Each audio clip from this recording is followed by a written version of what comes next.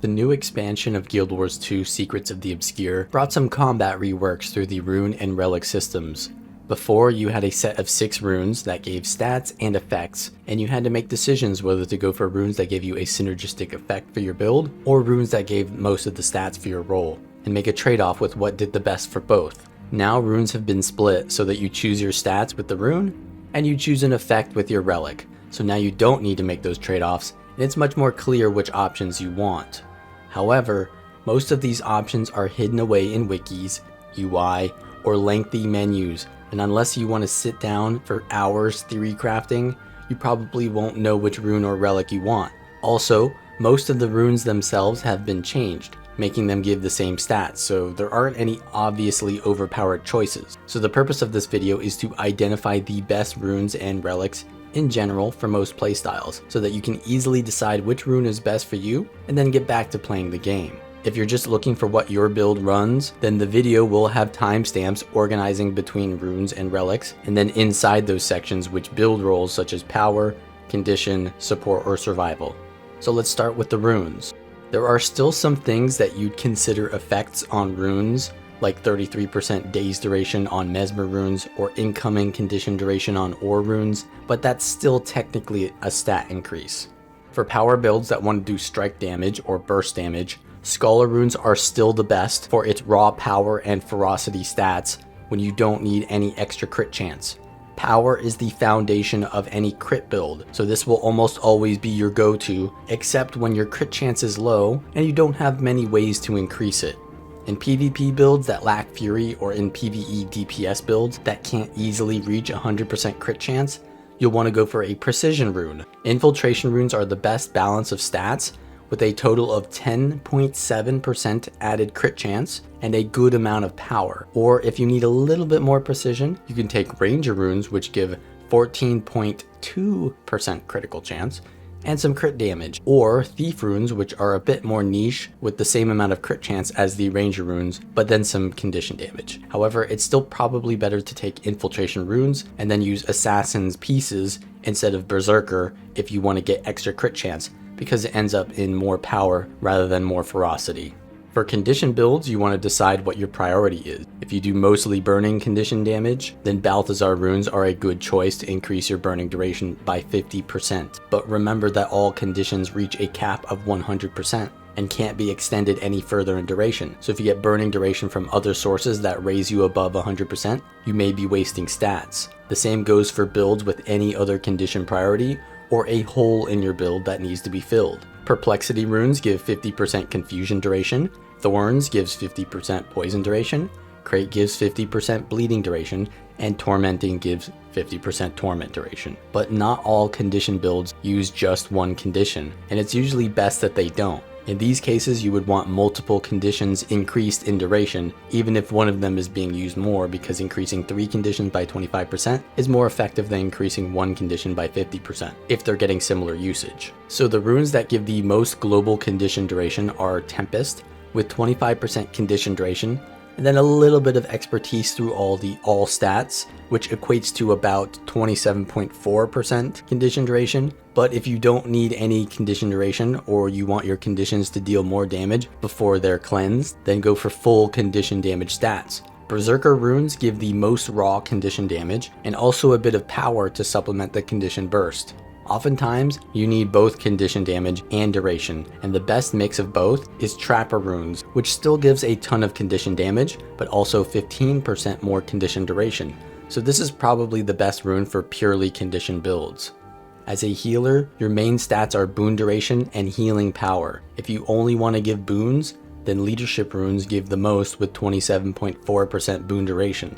But they do give a bit of extra toughness from the all stats, which might not be great for raids and strikes where you don't want toughness. In that case, water runes are generally better because they give 25% boon duration, which is pretty much the same, but also will give purely healing power as the other stat. So it only gives you the 2 stats you need, and so most healers who want to give boons will take water runes. But if you're a healer who wants to focus more on healing and not so much on boon duration, then monk runes are the best choice. They still give 15% boon duration, but trade it off for more healing. For more niche builds, you can get a lot of vitality from warrior or sanctuary runes, depending on if you want more power or boon duration. Stacking vitality isn't the best thing in most cases because it does nothing if you never go below a certain threshold, but for some builds, you would get extra synergy for stacking health, mostly on necromancers whose shroud scales with vitality, or classes with traits that give 1 stat per how much vitality you have.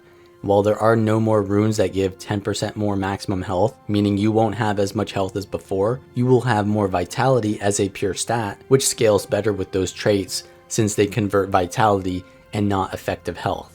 Some classes don't get reliable movement speed like Mesmers and Guardians, so when you're alone, you may want to take movement speed rune. If you're running a power build, go for Surging runes for some boon duration, or Cavalier runes for some extra toughness. And if you're not running a power build and still need some movement speed, Traveler runes work for everything else. Also remember that PvP runes are a bit different than PvE and World vs. World, so you'll still take links for PvP options there. It can get a bit confusing, but the specific relics and runes suggested for each build for each game mode, as usual, will be found on guildgen.com in the build section. Finally, durability runes. These are still quite useful without their effect because they give a good balance of toughness, vitality, and boon duration. So if you just stick these on any really squishy build, it can give you a little extra defense to survive. And of course, these will still be great for any tank playstyle. Now remember that runes and relics will have the same names as each other, like Antitoxin Runes and Antitoxin Relic. You don't need to use both of the same name, and in most cases that's a bad idea. So it's important to not get confused about whether someone is talking about a rune or a relic, because that could make all the difference. Relics are not as straightforward as runes because their effects rely on more of your build playstyle, what combos you're performing, and if that effect is even relevant during the time you'd be triggering it. So for example, there are many relics that trigger their effect on healing skill or on elite skill. The Wizard's Tower relic, for example, pulls enemies in when you use your elite skill, and if you're a Reaper with the Chill to the Bone shout, your elite skill is a really long stun. You don't want to be pulling enemies that are stunned because you break them out of that stun. So try to imagine the situations your build will be in and whether that effect will be useful or not. So let's go through every relic and show which are the best and which are the worst. Starting with the relics that are categorized as survival. These have some unique utility to them, allow you to dodge more, or just make you tankier. Water Relic's single condition cleanse is way too long of a cooldown for such a small effect. It's pretty useless. Relic of the Warrior, though, reduces weapon swap by 25%. This has some interesting possibilities because most builds have a defensive weapon and an offensive weapon, and you can get stuck on the wrong weapon with no chasing potential or no defense, and you just can't use any skills because of your weapon swap cooldown. And yes, even on a warrior with discipline traits, you can reduce your weapon swap even further to a 2-second cooldown, so you never have to use your auto attack. But remember that most sigils and traits that trigger on weapon swapping have an internal cooldown anyway, and lowering your weapon swap too far will just be a waste because you can't do anything while those skills are on cooldown anyway.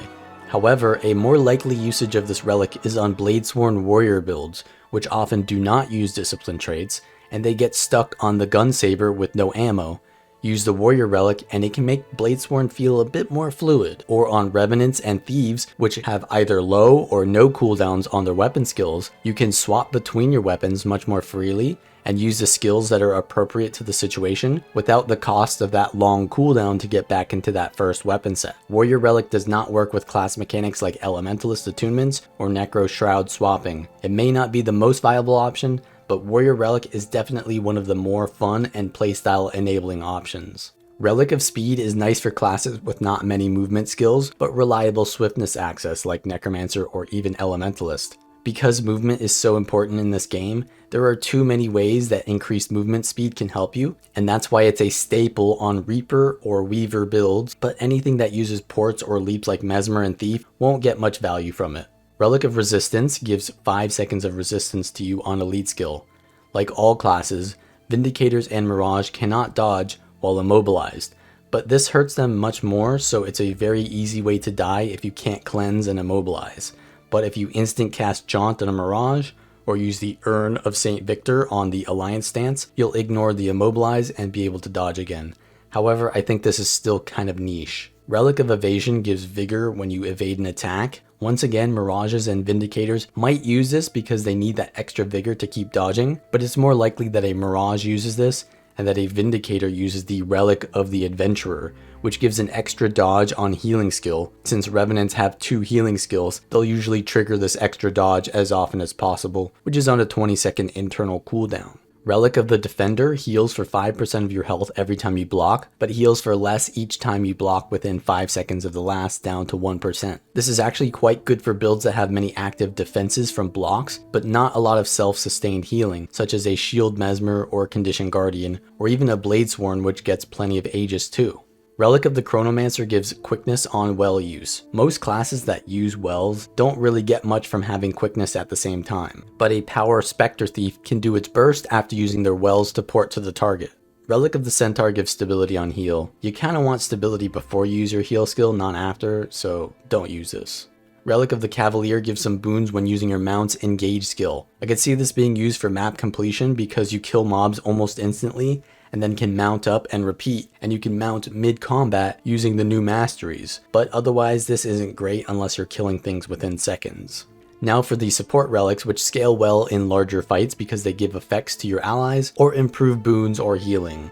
Relic of the Zephyrite gives protection and resolution to allies after an elite skill. If you're a support build and you're in need of more protection, then you get better protection elsewhere. And if you're a support build and you need resolution, then just take Condition Cleanse instead. You shouldn't have to use your elite skill to get these very basic boons. Relic of the Trooper cleanses conditions on allies affected by your shouts. This is only good for cleansing if you're low on cleanses, but high on shouts, like a support guardian or warrior. But in most cases, a support build would want to use Antitoxin Relic instead, which grants an additional cleanse for each cleanse you dish out. So if you have lots of small cleanses, they become much larger.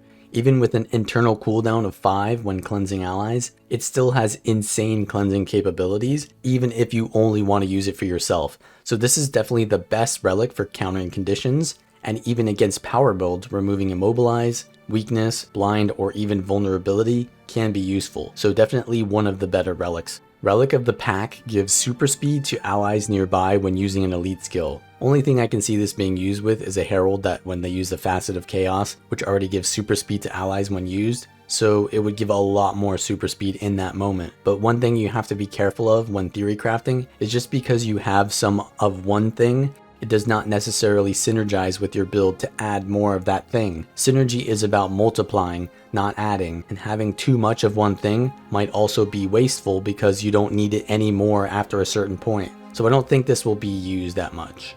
Relic of the Monk increases healing to allies shortly after granting a boon to them with a stacking effect. This is the best option for raw and constant healing in raids and World vs. World zerging, but provides no utility compared to some other options. Relic of Mercy revives allies 20% faster. It's useful on some niche builds like Healing Scourge that can't heal for much, but if you do heal, it's almost always better to just take more healing modifiers from the Monk relic to prevent allies from going down in the first place. Relic of the Herald is just like the Monk rune, but instead of giving healing power after giving a boon, it gives concentration, which stacks up to 10 times, giving a total of 150 concentration, which is 10% more boon duration. If you're keeping the stacks up every 3 seconds, this can be good in raids and World vs. World, where you can reliably give boons to other allies. So if you're a healer with a focus on boons, you take the Rune of Leadership and Relic of the Herald. And if you're a healer focusing more on healing than on boons, you'd go for the rune and the Relic of the Monk. Relic of the Flock gives barrier to you and nearby allies after using a healing skill. This is lower cooldown than Relic of Water, so it's more usable, and it works against power and conditions, so it's more flexible. If you happen to have a low cooldown heal, it can be a viable option as a support, or just giving you more health after you heal, which is usually when you're under pressure anyway. Relic of the Firebrand gives 20% boon duration after using the final charge of a mantra. If you're using this, you're probably using it in raids, and in that situation, I think it would just be better to use the Relic of the Herald, so just use that instead. Relic of Duena increases the healing of regeneration you apply by 20%. But the thing is, regeneration often isn't even that large of a percentage of your total healing, so it may be better to use Monk Rune, which would also increase the healing of your non-regeneration heals. However, some builds can get extra synergy with this. For example, Mechanists and Heralds can get higher regeneration effectiveness from their traits, and then with the Relic of Duena, regeneration would be healing for quite a lot per tick. Even further than that, if you're a druid giving out regeneration in a raid or worldly world squad, you want your regeneration to be the highest value so that your version of regeneration gets to heal the target, because you get Astral Force when healing allies, which allows you to get into your celestial avatar form. But if your other supports are giving better regeneration, sure, they'd still get regeneration from someone else, but then you wouldn't be able to use your class mechanic as much. Relic of Duena makes sure that you are the highest source. Relic of Durability is just bad. It only gives the protection and regeneration to yourself. There are much better ways to get those boons. Relic of Leadership converts 3 conditions into boons on nearby allies when using an elite skill. Generally, it's just better to have Antitoxin if you want cleansing, but this gives boons so it can be a good momentum shift on a more aggressive support, or maybe even on a support that doesn't have a lot of small cleanses. It might even compete with the Relic of the Trooper in total conditions cleansed, but probably not as flexible, so won't see much use. Now we're on to the Power Relics. Most of these give a 10% damage modifier, but have a specific conditional on how to get them. Relic of the Weaver gives 10% more damage after using a stance. Not good enough even if you have a lot of stances because of the internal cooldown. Relic of the Thief gives a stacking 1% strike damage modifier up to 5%, and it lasts 6 seconds, refreshing every time you strike an enemy. This relic is reliable for anything power related that just wants to stick to the target, and generally anyone can meet that requirement. But it's not the best for most power classes because it's not a front-ended modifier, making it bad for burst damage, meaning it's definitely not good for thieves, and it only gives 5% at max. But like I said, it's reliable, and if you don't have many choices for runes, you can just put it on anything, and it works. Relic of Fireworks gives 10% more damage for 6 seconds after hitting an enemy with a weapon skill that has a recharge of 20 seconds or more. This one is very good, but needs a very specific build to enable it. Skills that have been reduced below 20-second cooldowns due to traits or alacrity will still count, but the issue is that most skills are not 20 seconds or longer,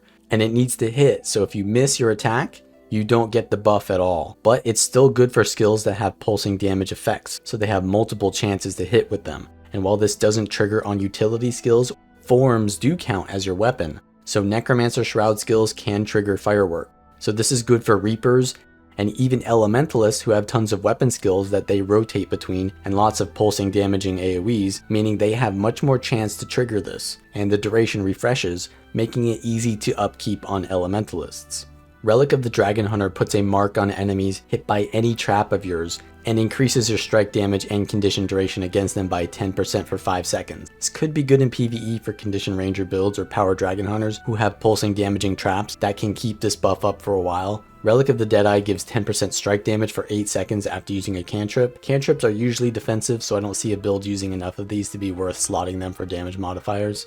Relic of the Daredevil makes your next attack crit after you dodge. This stacks and the effect won't go away if you miss, so you have 10 seconds to land something. It can be good for warriors and thieves who have lots of dodges and big singular attacks, but definitely not on a Mesmer which hits many times and won't get as much value from a single crit. You can also try Valkyrie gear and get all your crit from dodges, but in general it's not as reliable as just going Marauder gear and getting Fury on your build. Relic of the Citadel calls down an artillery strike shortly after you use an elite skill, which stuns for a few seconds. This can actually be useful if you need more CC or to set up a combo that includes your elite skill, but the issue is that if the target moves even slightly, the delay of the strike will miss and do nothing. Maybe if your elite skill is a stun that can lead into the artillery strike, you could get a good meme out of it, but it's not great otherwise.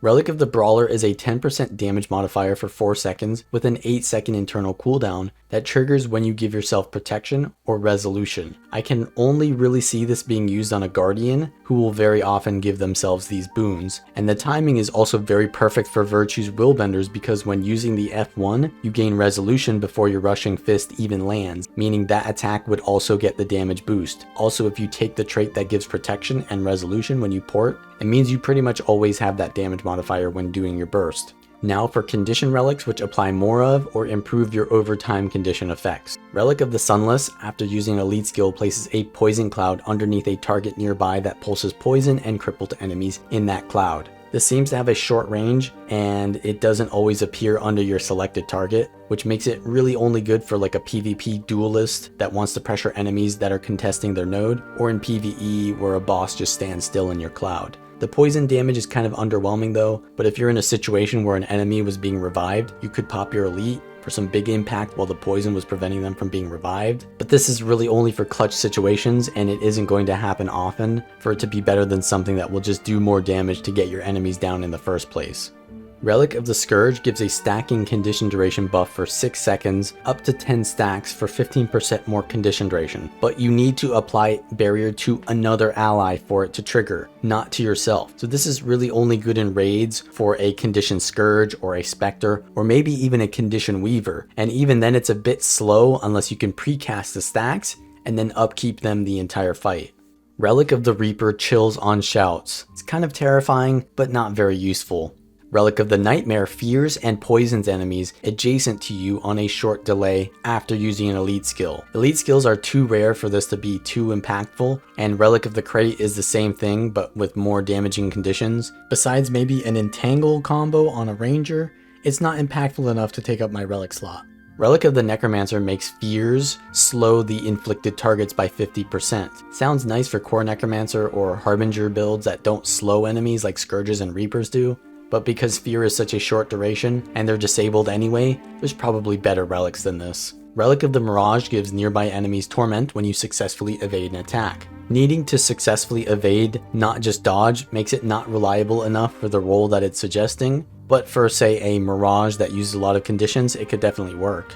Relic of the Ice sends out icicles at nearby enemies after using an elite skill. These projectiles will chill the target, and while chill is very strong, this tends to only shoot one per target, so it's not great against one target, and it won't scale up in large fights either. Not usable in my opinion. Relic of Aristocracy gives a stacking condition duration buff for 8 seconds after applying weakness or vulnerability, up to 5 stacks for a total of 15% condition duration. This is great for Necromancers and Mesmers, which can easily apply both weakness and vulnerability. But there's plenty of other condition builds that can keep up those stacks, like the Warhorn on Ranger, with the 4 and 5 skill being enough to max the stacks. Relic of the Afflicted has a pretty niche but cool effect. When you kill an enemy, they explode, giving 10 stacks of poison and 10 stacks of bleeding to nearby enemies. Unfortunately, this has a cooldown of 10 seconds, so it won't go super insane in open world, and it's a bit too situational for it to be good in PvP, but it can still be pretty fun when you're mowing through tons of mobs or maybe enemies in world versus world. You might be thinking that none of these relics sound good for most condition builds, but hopefully the last set of relics, which are categorized as expansion relics, will suffice. Relic of the Fractal applies bleeding and torment to enemies you inflict bleeding on that already have 6 stacks of bleeding on them. This isn't great DPS, especially because of the long cooldown. It can be decent to cover conditions to prevent enemies from cleansing your bleeding, and if you're already running a build with a lot of bleeding in it, you don't really have to think about it, so it's kind of nice. Relic of Akeem applies confusion and torment in an AoE when you disable an enemy with 5 or more stacks of confusion or torment. The original target also gets these conditions, but disabling something with confusion on them isn't great because they can't cast spells to trigger the confusion, so this might only be useful in condition builds for raids or something that really wants to do some burst with confusion like a Mirage. Relic of the Astral Ward is about signets. You cast one signet to gain an effect that does nothing, but if you use another signet within several seconds of that effect, you cleanse allies and give them resistance. Even if this cleansed 5 conditions, which it doesn't, it's more like 2, this requires way too much investment to pull off. Already having 2 signets in my build that I may not necessarily want, and then having to use both their cooldowns to cleanse rather than when I want to use their actual skill effect, just not good.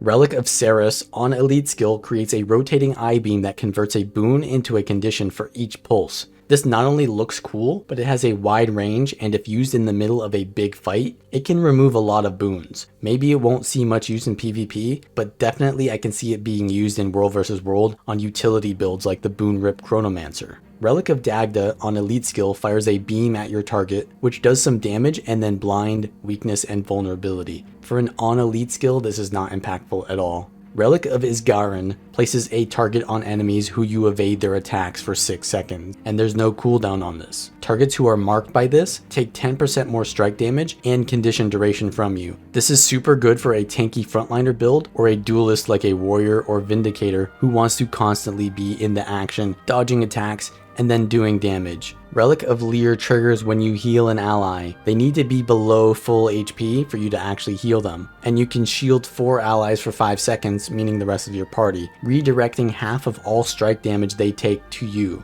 This can only happen every 10 seconds. This is a super niche but very interesting relic.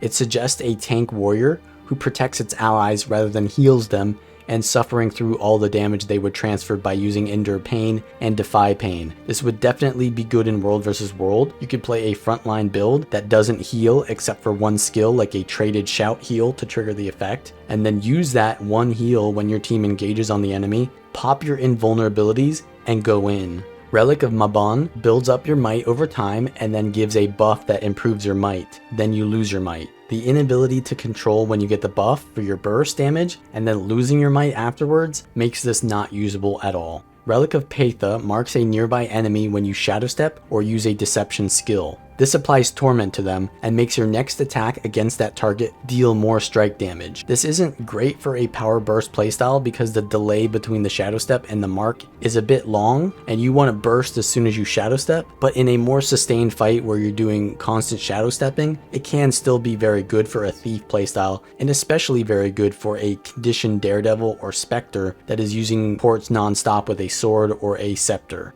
Relic of the Unseen Invasion is basically the Thief Shadow Arts trait that gives super speed on stealth. You'd only want this if you're not a Shadow Arts thief, and even then it's questionable. I'd say just take Shadow Arts if you want this. Relic of Vass is a 3 stack of poison application when you use an elixir skill or your heal skill on a 10-second cooldown. This is probably going to be a good option for PvP condition builds, especially Harbingers and Engineers because they have elixirs, but what really makes this relic good is that the poison stacks don't go away if you miss, and the stacks are applied at the start of your heal skill, meaning you can stow your heal skill and the stacks last for 30 seconds. Of course it has a 10-second internal cooldown, so you can't keep spamming it, but you can ensure getting value if you don't need your heal skill immediately. But this is probably not an intended effect, so it may be fixed later. And lastly, we have the Wizard's Tower relic. On elite skill, it reflects projectiles and pulls enemies in. But this is such a short duration and the pull doesn't really disable enemies for very long because it's such a short range pull. I don't suggest using it. But that's just my first impressions. Maybe you figure something out that works for you or have a build that enables a specific relic. Or you have some hybrid build that gets more value out of a specific rune choice. Or maybe you don't care about any of this and just want to copy a pre-made build. Then go to guildgen.com and see what runes and sigils are suggested there.